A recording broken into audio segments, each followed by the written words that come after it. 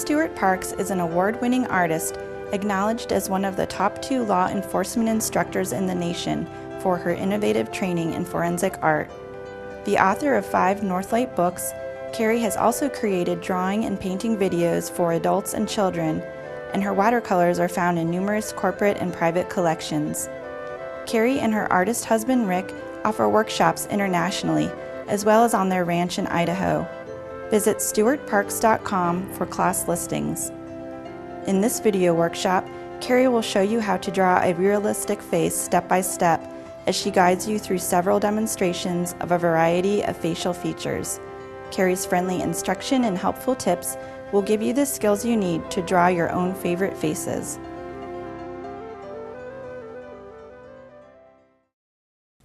All right, your eyelid, I'm going to be using a 6B pencil.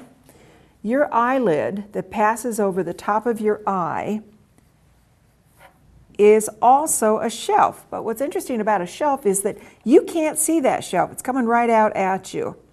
So the first thing I'm doing is I'm just darkening that upper lid with a very sharp 6B pencil. Now that I've darkened it, I'm going to take a Tertullian, which is the sharp one, and I'm going to cast a shadow down inside the eye, just like that, all the way across.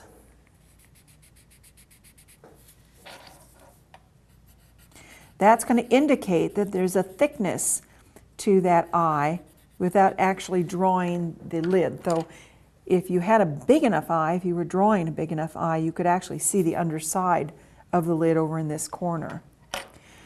The next thing I want to do is I want to make the eye look rounded because it is an eyeball.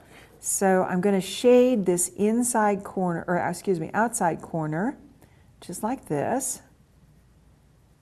Just add a little graphite to get it moving. And I'm going to shade it like this. And I want to keep that shelf white. Now if I'm sloppy, or if I'm doing this in the afternoon before I have enough coffee to get me going, I can always clean it up of anything that I've made a mess out of by using this little gizmo.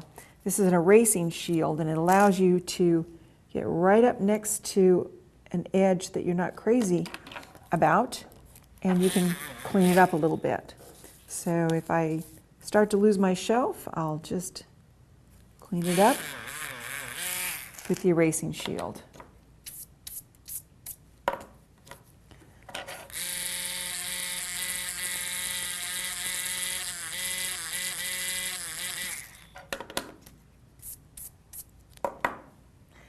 I need to also round the eye out on this side. Again, it's a rounded shape. So I'll blend it in like this.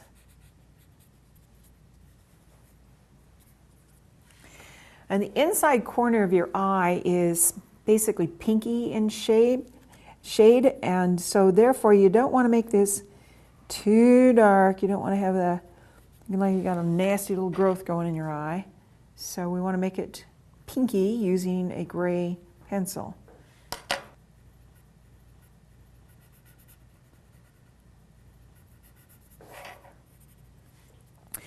Now, one of the things I want to do with my lines is if I don't absolutely have a line there, that is, if it's not present in the photograph, what I want to do is I want to get rid of the line as I'm shading, because I don't really need it. Well, here I'm going to just skip over a space, and I'm going to start shading to the outside of that ledge, softening it as I go. And over on this side, because I've given you the end of the shape, I'm just going to erase it, because you don't even really need it. Your mind, your head is going to do all the work for you. So here's the outside, that's where your lashes are, and the inside. Now I want to soften this a little bit. I'm going to switch to a larger paper stump, do a little bit more blending. Remember, it's okay to use these because I am not going to tell anyone you did. In my school, you get to use them. And because the crease of the eye is in fact a line, I don't want to lose that shape. I just don't want it to look quite so linear. Now, if I were connecting this into the nose area, I'd start taking this shape up into the eyebrow area.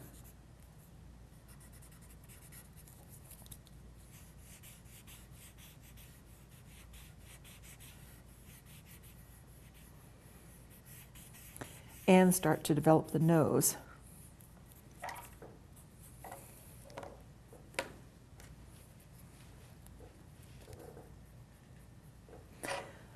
The pupil of your eye is absolutely black. So therefore, going to the 6B pencil again, I'm going to carefully scribble it in. And once I've got it all scribbled in, then I'm going to make a 5-year-old sunshine, because I want to get the rods that are in your eye. So instead of a nice, neat little circle, I'm going to make something that looks like a kid's idea of a sunny day.